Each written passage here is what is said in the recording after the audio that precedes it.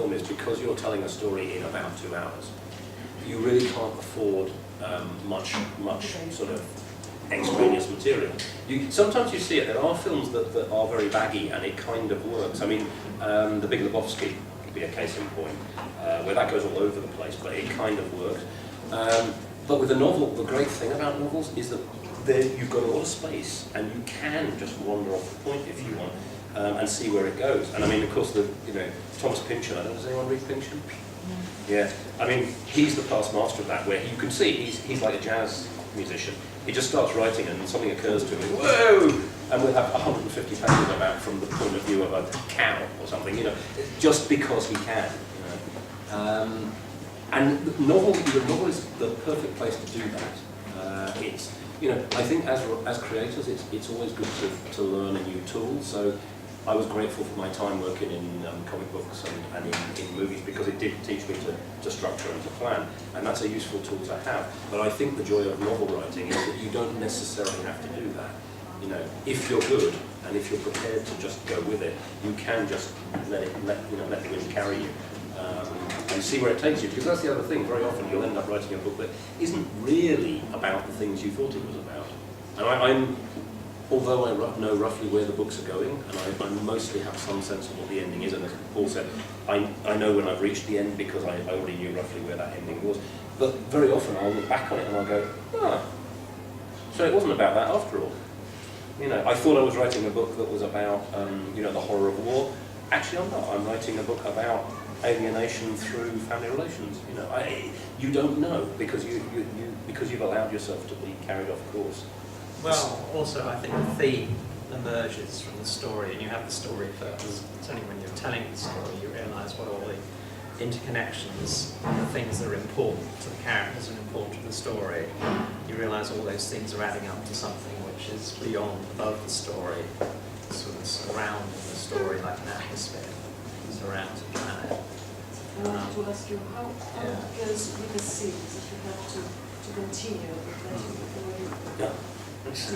How is it? Do you have...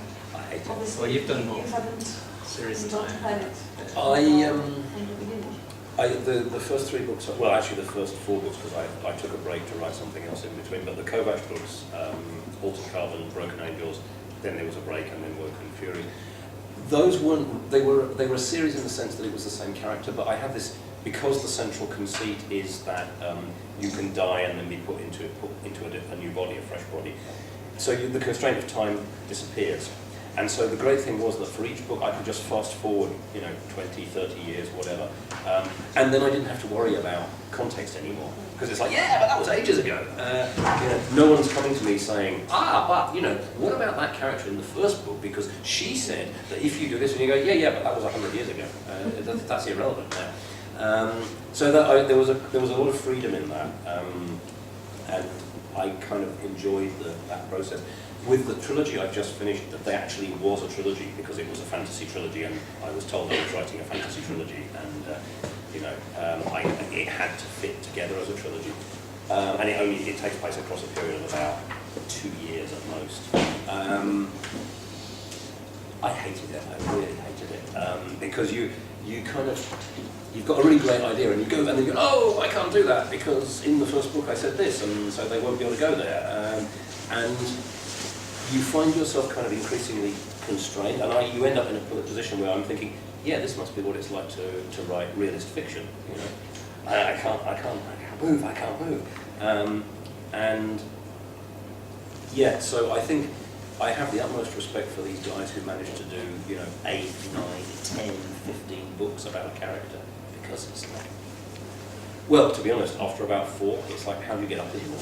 It has to be a really good character or a really good situation, or like Terry Pratchett, you discover a structure where you can use it to endlessly parody the actual world. So you know, you can write a book that riffs on railroad building in one, and then I don't know, finance in another. You know, it's all the same characters and it's the same mad world, but because he's got this particular angle of attack, it works on various things. It's like a microscope. You can look at various things using this tool. That's a different kind of series from telling a story, though, isn't it? Well, It's a different story in every book. It's just the same background. And I think the other thing with Pratchett is that because the books have an element of broad farce, Yeah, it's like Woodhouse. you're given, you know, the reader will forgive you all sorts of things because they go, I know that at some level I'm not supposed to take this seriously.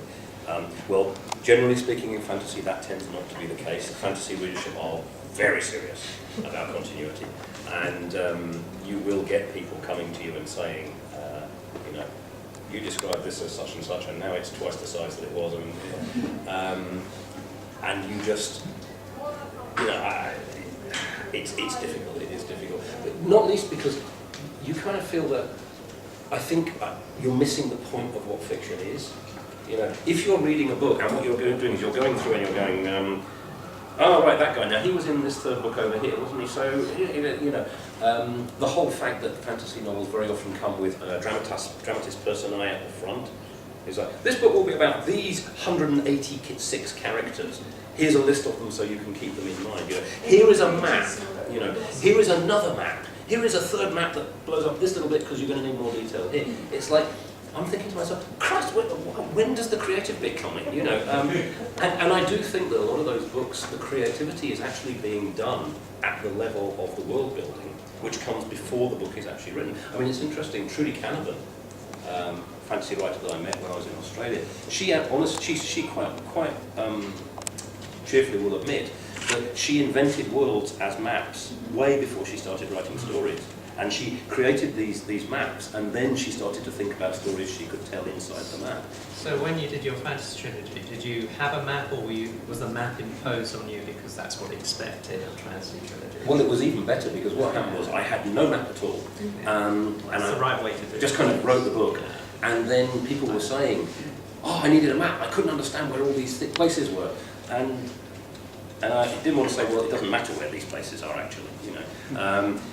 But so what we did was we had a competition, and I said, all right, I tell you what, we'll have a competition. Whoever draws the map that I reckon is closest to what I think it might, that the world looks like, you know, I'll buy them dinner. And so that's what happened. So we got some maps came in from various people, and this one guy, he belongs to this bunch called the Cartographical Guild or something.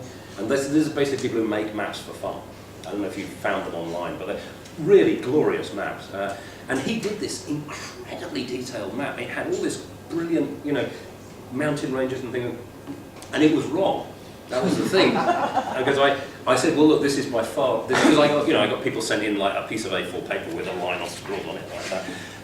This was just beautiful, and I said to my editor, I said, look, this is far and away the best map. But he's really badly wrong about quite a lot of what the way I envisaged it. So anyway, he won. And he came up to Glasgow and we had dinner. And I was sitting talking to him and I was saying, yeah, you know, this bit was, because I didn't envisage it that being like that. And then he goes, well, you see, Richard, the thing is, if you want the river to flow down there, you couldn't have these mountains over here. Because and he basically sort of gave me this crash course and a whole bunch of things that I hadn't really bothered to put together geographically, because I'm a novelist, not a geographer, you know. He's sort of pointing out to me very calmly why that won't work. And I explained to him the way that I thought that it would go. And then he said, well, you could do that, but you'd need to modify this. And then he went away and he drew a whole other map for me. He modified it so that it fit my ideas. And then sent me this fantastic map blown up on fake parchment type, you know.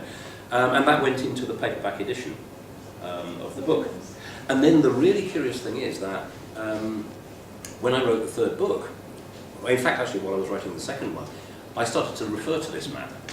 And I had it hanging above my desk. It was such a beautiful map. I'd had it framed in fake oak, and I had it hanging above my desk. And I found that increasingly I was going, Was it easier to... Yeah, it was. And also, I invented a whole bunch of things, because I was looking at where these people were supposed to go, and I went, they're going to take a boat. That's going to be way faster than riding. They'll take a ship down this river here, won't they? Okay, and I did find that it was inspirational having the map, you know. So I'm never going to sneer at map makers again, because it really did help. And there's no question in my mind that the second and third books are informed to a very valuable extent by the fact that that map existed. That said, the first book didn't have a map at all, and who cares? But it was more about internal worlds rather than really needing a map. Well, the thing about... Contrary, you're schizophrenic. Yeah. You're in need of a map, I think. Well, More in need of a map. It's a larger one. geography, external geography, isn't it? Well, NASA made my maps, or the International Association of Astronomers made the same kind of thing. So you've got all this. I actually wanted more detail. I wanted less detail. I wanted as much detail as I could find. But, very difficult. They started releasing on the internet. They're always like a year late from what they got. So yeah, I wanted more detail. I remember I did actually write a kind of fantasy trilogy. Although it started out, the first volume was fantasy, the second one was science fantasy, and the third one was science fiction explaining all the fantasy stuff. And actually I did have to plan that one out as well, because the story was a kind of circle which mirrored the river. And I thought, well, if I have an invented world, let's have a very simple world. And it was just the world is as a ruler, a long, thin, narrow world, constructed world, artificial world. And I just had a river running down the middle of it. I actually had two rivers and they met in the middle. But one had dried up, so we only had the one river. And the journey was very simple. The character just went from one end of the river to the other. So I always knew where I was, and I didn't have to worry about inconsistencies. He could do side trips and so on. Sometimes he did cheaty fast travel. But he was always going downriver, so this was really easy. It's the opposite.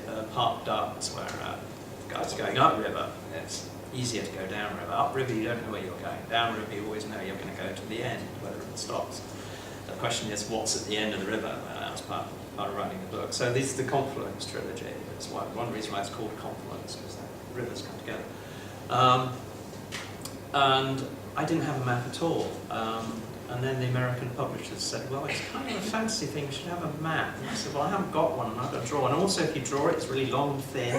So it's just going to be like, down here, and what are you going to do? And so they said, well, put it on the cover. So they did the usual illustration they do, and just strip down the middle of the world, which is a very clever thing to do. So I said, well, you should really do it on the spine. So they did it on the spine of the paperback. So that was quite fun. But that's the only map I've ever had. I mean, a lot of the maps I've written about Mars. There are maps of Mars. I bought a book which is the Viking map of Mars, which is the details you should get in the year 2000. Now you've got details down to about a metre, so start to name rocks and